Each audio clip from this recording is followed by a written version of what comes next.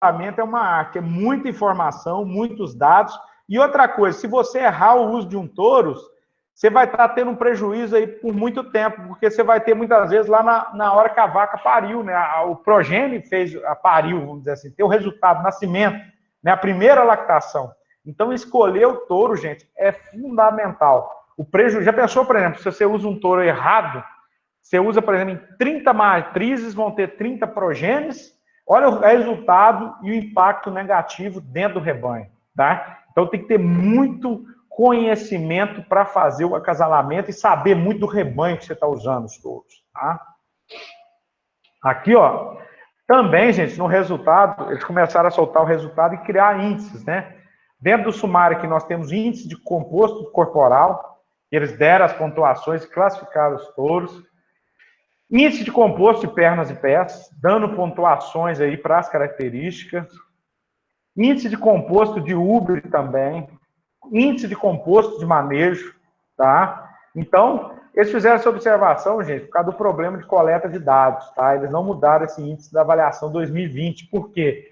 Faltou informações para mudar esses dados aí e incluir novos touros, que a associação, no caso do GIR, teve um problema nos últimos 4 anos aí de coleta de dados. Olha aqui, ó, por exemplo, índice de composto corporal.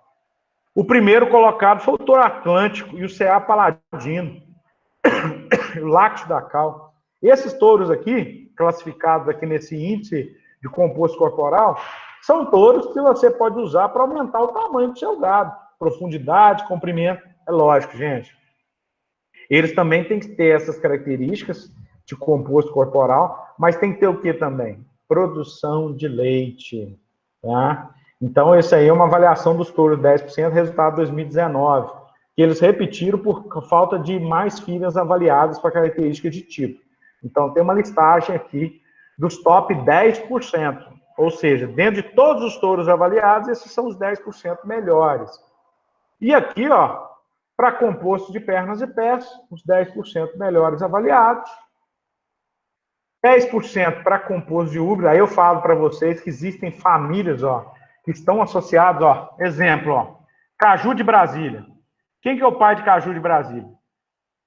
Vale Ouro de Brasília. E quem é o pai do Vale Ouro da Silvânia? Caju de Brasília. Então, existem linhagens dentro das raças que têm características que são comumente passadas, que é, por exemplo, a questão de família de úbere, né? Então, isso aí é uma coisa que a gente vê muito aí nessa questão genética de passar e como se comporta ao longo das gerações. Então, esse aqui é o resultado do composto de úbere.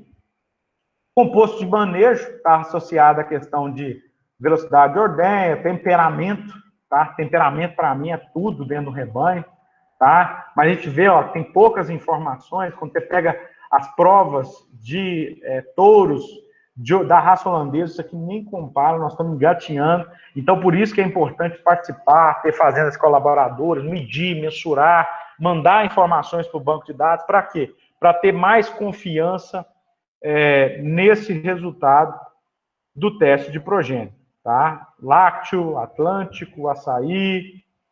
E aqui é propriamente dita a avaliação das características de produção e reprodução. Aqui é uma informação do banco de dados, né? A distribuição das filhas e por aí afora, ok? Aqui tem um modelo estatístico, como eu citei. Quem for mexer com essa parte aí vai estar aprendendo a mexer com esses programas, uma estatística muito pesada. Aprender Fortran, usar o MTDF Raymond, né, para estar fazendo as avaliações, os programas do Mistal, né, então não é tão simples chegar nesse resultado, que como que é a parte genômica, e aqui é o banco de dados, 72 mil animais com registro de lactação, genótipos avaliados, 17 mil animais, que foram 841 animais genotipados, animais com registro de lactação ou genótipo, 82 mil, tá, então esse também é um ponto. E aqui, animais sem registro de lactação, mas compõem a matriz de parentesco, e total de informações dos animais, 122 mil animais. E aqui é a média do rebanho, da raça. Você vai encontrar isso no sumário de Girolamo, vai encontrar isso no sumário da raça holandesa. Então, a média de produção de leite desse banco de dados é de 3.613 animais e um desvio padrão de 2.072 quilos, para cima e para baixo. Aí tem também produção de gordura, produção de proteína, duração média de lactação, que é um problema ainda nas raças zebuínas e seus cruzamentos, tá? Que a gente quer o quê? Animais, a média seja 305 dias de lactação. E aqui as heredabilidades das características, ó. E a correlação, tá? Produção de leite com idade ao primeiro parto, correlação com produção de gordura, proteína. Então aqui nós temos o H2, que representa as heredabilidades, e o RG, que representa as correlações genéticas. Lembrando, quando eu seleciono para uma característica, eu interfiro na outra, porque tem genes em comum interferindo em uma e outra característica, ok? Então, essas aqui são as bases genéticas utilizadas para isso, tá? Aqui são os genes e por aí afora, que depois vocês podem ler com calma. E aqui é o resultado, gente, tá? Por que está esse monte de pontinha aqui, Rafael? É por quê? Porque nós não tivemos no programa condições de coletar informações sobre a gordura, proteína e sólidos totais desses touros avaliados, ó, tá? Tem um parentesco médio que fica aqui no final, ok? Ó, touros mais aparentados entre si. E aqui, ó, os resultados dos genótipos para beta-caseína, kappa-caseína, beta-lactoglobulina. Aqui a origem da informação, por exemplo, touro jogral. Esse aqui, gente, é o resultado do grupo que ele foi avaliado. Foram avaliados aí, acho que 31 touros. Ó, 31 não, mais, ó. 47 touros avaliados. Que, né, avaliados o quê? Nesse novo grupo que entrou. Então, pessoal, a primeira parte fica os novos touros que vão compor o ranking total. Então, entrou mais esse ano, entrou mais 47 que vão incluir nesse ranking total aqui, ó, tá? Então, você vê, ó, que teve touro, gente, que não teve nenhuma filha avaliada, ó. O que significa? Que o teste distribuiu 600 doses de cada touro, mas não foi coletada a informação, devido a um problema do teste de progênio da raça GIR. Então, como é que saiu esse resultado aqui, ó? De 182 de touro, por exemplo, Imperador, Five e Labri. Ele teve PTA de 182 quilos de leite, né? Então quer dizer que suas filhas produziram acima da média da raça 182 quilos em 305 dias. Idade ao primeiro parto, em relação à média, que é zero da população, as suas filhas são precoces menos um dia, tá? E a confiabilidade do resultado. Essa confiabilidade era mais baixa por quê? Porque ela levou em consideração para a construção desse número as informações do pedigree, as informações dos parentes, mas a informação genômica, né, dos genes associados. Então, isso foi um motivo de muita crítica, né? Porque o teste de progênio, ele já fala o nome, né? A avaliação das filhas, né? Mas foi uma forma que os técnicos do programa, para não atrasar os resultados, né? Mas o ideal é o quê? Quanto mais filhas a gente tiver, melhor vai ser, né?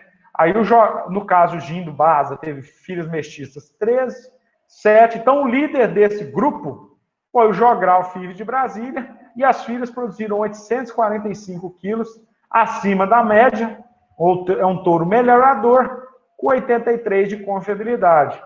E o último aqui foi o Bey Lapa Vermelha, que suas filhas produzem menos 363 quilos de leite em média, abaixo da média da população. Ok? Entendido essa primeira parte, para a gente continuar a discussão, aqui ó, tem os genótipos. Alguma dúvida, pessoal? Posso continuar o sumário aqui? Quem cala, consente. Então, vamos lá. Então, aqui embaixo, nós temos um ranking total. Ó, o ranking, o Gengis Khan ficou sendo o primeiro do ranking, né? Que é na frente do Jogral. Outros touros aqui também entraram. Então, tem toda a sua classificação, tem gordura, proteína, sólidos totais. Igual eu falei, alguns não têm informação, outros têm. Tá? Então, o sumário de touros, gente, olha o tanto de touro que tem. Ó. Tem touros que são mais comerciais, menos comerciais. É uma escolha de cada um. Né? Às vezes o touro é bom para produzir leite, mas o seu resultado não é tão bom para a questão da idade ao primeiro parto, ó, tá? Então, essas escolhas dos touros aqui no sumário, ó, nós já vamos chegar aqui, eu vou ter no final aqui para vocês verem, ó, nós temos já avaliados, total até hoje, desde o início do programa, 491 touros avaliados, né? E aí nós temos informações das fêmeas puras, dos rebanhos mestiços, por isso que eu falei que tem muita informação que vem de Engenho Holanda, para compor esses resultados aqui do sumário de touros, tá? E aí nós temos... Pode falar. No final da tabela mostra a questão desse parentesco, né? Mas é parentesco com os demais touros que estão aí, no caso, nessa mesma tabela, é isso? Na verdade, é um parentesco calculado em cima da população toda, do banco de dados todo, Anderson. Entendeu? A gente chama de matriz de parentesco, ok? Então, sim, é em cima de matriz de parentesco. Tanto é que eu vou dar até uma dica, até vou falar para vocês. Há uns 3, 4 anos atrás, não vou lembrar a data aqui, entrou no teste progênito 2 embriões, 2 touros, era um é até um amendoim da Maripá, e o outro é fajur da Maripá, que eles fazem parte dos animais que vieram embriões, Anderson, certo? Da Índia, certo? Você sabe qual que foi o coeficiente parentesco desse touro em relação à população? Ele foi 0. Ou seja, dentro do banco de dados, não tinha nenhum parentesco com esses touros que vieram da Índia. Então, esse coeficiente de parentesco é em função do parentesco do banco de dados existente, ok? E existem várias linhagens que nunca participaram dessa parte de seleção para leite, tá? Então, também, isso interfere... Aqui, ó, tem touros, por exemplo, esse aqui 0, filho do Grife 3R, esse aqui muito baixo. Ou seja, são touros que não fizeram parte, né, desse matriz de parentesco avaliada pelo programa. Ok? Ok, entendi. Valeu. Falou. Vamos continuar, então. Aqui, ó, foi um índice que eles criaram, que é um índice que faz uma ponderação para produção de leite, idade ao primeiro parto, produção de gordura e, principalmente, produção de proteína. Aqui está um ranking desse... Aí, na verdade, tem um índice que vai estar no final, mas, ó, os touros top 10% para a idade ao primeiro parto, através do índice lá atrás que eu citei. Ó, os top 10% para gordura. Isso é uma forma, gente, de facilitar a informação para a tomada de decisão, tá? Isso é importante. Top 10% para produção de proteína, ok? Top 10% para a produção de sólidos. E o índice de produção de leiteiro, que entra produção de leite, idade ao primeiro parto, produção de gordura e produção de proteína. É chamado de PGL, índice de produção de leiteiro. É como se você tentasse num índice incluir várias características, tá? Então isso aí também foi importante. E aqui fecha o índice, ó. Tem muitas opções. E aqui são os touros que vão ter o resultado liberado, por exemplo, esse aqui é o resultado em 2021. Faz parte do 29º grupo, com resultado em 2021. Tá? Então tem aqui vários touros aqui que os produtores estão aguardando. Esse teste ele demora um tempo, né? Então uma espera relativamente grande. Esses aqui devem ter entrado no teste em 2014, para soltar em 2021, em torno de 6 a 7 anos, né? Vamos falar assim, né? Então, esses aqui são os grupos dos touros que vão entrar no teste progênio e vão ter as suas liberações de resultado nos próximos anos. Aqui é a turma que ajudou, aqui é a listagem das fazendas colaboradoras que participam, eu vou passar rapidamente. E aqui é uma parceria, FAPEMIG, empresas privadas, setor público e por daí afora. Deixa eu voltar aqui. Interromper o compartilhamento. Então, gente, de grosso modo, é essas informações básicas de um sumário de touros. Eu vou colocar mais algumas informações lá e também a gente vai estar discutindo na próxima semana já a parte de gado de corte. Alguma dúvida, pessoal? Ô Rafael, eu não preciso, tipo assim, esperar que o meu touro entre nessa tabela aí para ele começar a reproduzir, né?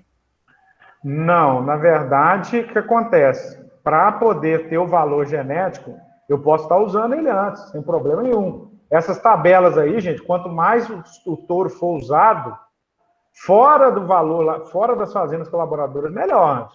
Então, esse touro, por exemplo, entrou no pré-teste de seleção, ele continua com o proprietário, vende sêmen, tanto é que a gente fala o seguinte, qual que é uma forma de você adiantar o seu melhoramento genético? Se você usar esse touro antes, a gente chama de apostas, tipo assim, sabe? Por exemplo, se eu pegar um touro da bateria que vai sair ano que vem, e eu já tiver 3, 4 filhas no rebanho, eu já acelerei o meu programa de melhoramento. Então, eu não preciso esperar o resultado para usar o touro. Por isso que a gente tem gente que fala aí, tem uns que falam que usar touros jovens no rebanho, 20% a 25%. Tem artigos, por que usar os touros jovens?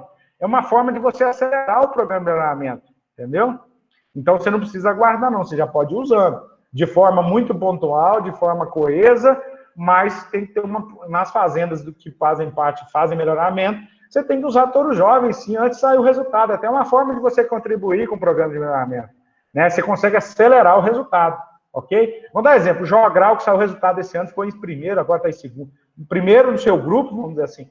Se você já tivesse filhas do Jogral já no seu rebanho, você já está acelerando as gerações, entendeu? Não sei se eu me fiz entender antes. Fez sim. É que eu fiquei na dúvida, porque assim, eu achei que o touro primeiro tinha que ser avaliado para depois ele pudesse continuar, tipo assim, passar seus genes para frente, né? Primeiro o produtor tinha que ir lá apresentar o touro para depois ele ter que passar, mas então ele já pode. Não. E o que a gente quer antes? O pessoal tá assim, já quer saber o seguinte: nasceu, é boa de leite ou não é? Então, cada vez mais o programa de melhoramento genômico está querendo acelerar os resultados. Você vê o tanto que é difícil para um touro entrar no teste progênito. Ele passa por muitas pré-avaliações, né? Então, a gente tem um trabalho muito pesado nesse sentido. Ok? Não, e foi justamente pensando nisso, né? O quão rápido essas informações precisam ser passadas até para o produtor decidir, né? Eu quero esse touro ou não, eu preciso de um outro touro. Vamos te dar um exemplo, Anderson, que é uma coisa que vai acontecer, tá? Exemplo, esses touros, muitas vezes, que vão no teste progênito, são produtos de FIV, certo? Vai chegar um ponto que eu vou coletar a amostra lá dentro do embrião, da vaca, lá dentro da vaca, vou mandar para avaliar e vou falar, ó, esse macho nasce e esse não nasce. Infelizmente, sendo falando muito francamente, prático, isso vai acontecer. Entendeu? Seleção lá atrás, da formação lá já dos animais, entendeu? Isso não está longe, não, viu? Entendi. Você acha que assim, que essa seleção pode acontecer até um pouco antes na questão da fertilização in vitro, em vez de deixar naturalmente os próximos produtores, entre aspas, selecionarem já nesse quesito? Com certeza. Cada vez eles estão exigindo mais da gente. O que acontece? Os embriões que tiverem material genético que a gente quer, é lógico, lá na frente, viu, Ana? Tem muita coisa para arrumar a casa ainda, tá? Mas porque no Brasil, a gente não faz o básico, que é o controle leiteiro, né? A gente tem uma dicotomia. Né? Você tem o básico, que o pessoal não faz controle leiteiro, e nós estamos falando de seleção de embriões in vitro. Olha que contradição, né? Mas isso é o futuro, não tem como fugir disso, não, tá? Ok? Ah, sim, entendi. Valeu, Rafael. Danilo, pode perguntar, meu amigo. Você está sem microfone. Então, você está perguntando o seguinte: vale a pena usar touro antigo? Basicamente é isso, não é isso? Então, Danilo, é o seguinte: é uma faca. É o seguinte: quem usa antigo, quem usa touro antigo tem que ter muita consciência do que está fazendo, ok? Eu te falo isso porque eu gosto de trabalhar muito com. Na verdade, o que você tem que fazer? Qual que é a ideia do melhoramento? Você tem um pool de touros, e touros que foram melhoradores na sua época, você tem que estar andando ao longo de gerações com seus genes. O que acontece muitas vezes? Eu tinha um touro melhorador, mas o criador parou de selecionar e não deu continuidade nesse touro. E aí o que acontece? Hoje ele não é melhor, por quê? Porque, na verdade, o processo de seleção estacionou. Ok? E aí o que acontece? Quem vai usar touro antigo tem que ter muita consciência que, num primeiro momento, ele vai pagar o preço para correr atrás desse atraso genético. E o que é a ideia de que alguns usam? É para ter mais variabilidade genética. Vamos dar um exemplo. Pensa comigo. 94 saiu o resultado de um touro X, Y e Z. O X e Y, os produtores foram fazendo gerações, selecionando. E o Y lá atrás ficou para trás no processo de seleção. Então, às vezes, alguém ressuscita esse lá atrás, porque nós não fizemos, nós deixamos essa carga genética lá atrás. Só que nós temos que ter a consciência de que nós vamos demorar mais tempo para esse touro chegar lá na frente, porque ele está gerações atrasado, né? Então, o selecionador que faz esse processo de seleção, ele paga um preço maior. E o trabalho de seleção dele é muito mais difícil, viu, Davi? Eu falo isso porque eu faço esse trabalho com algumas linhagens. Pra você ter ideia, nós fizemos um estudo agora com a Érica no seu TCC.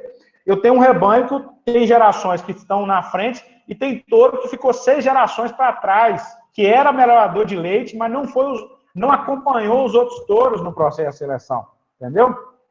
Então, e o zebuíno é o cara que usa touro antigo.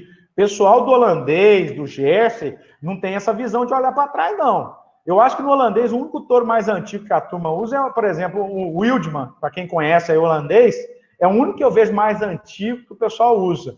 E assim, é lógico, gente, é gosto também, tem essa parte do criador em relação a isso. Mas existe um preço pesado, tem que saber muito bem da linhagem que está trabalhando para resgatar esse touro e tentar trazer ele para o mercado de novo, entendeu? Eu não sei se eu me fiz entender, viu, Danilo? Mas não é simples usar touro antigo, não. Tem que ter muito conhecimento de linhagem, de seleção e de estratégia genética. Vamos dar um exemplo. O que você pode fazer para diminuir essa distância genética? Você pega esse touro antigo e mistura com uma linhagem moderna. Aí você corta um caminho, entendeu? Também dá para você minimizar esse caminho, tá certo? Ok, Danilo? Mais dúvidas, gente? Então, gente, eu agradeço a participação de vocês, a presença. Semana eu vou estar colocando mais material e todo mundo firme aí que nós estamos acabando, tá bom? Abraço e boa semana a todos, viu, gente?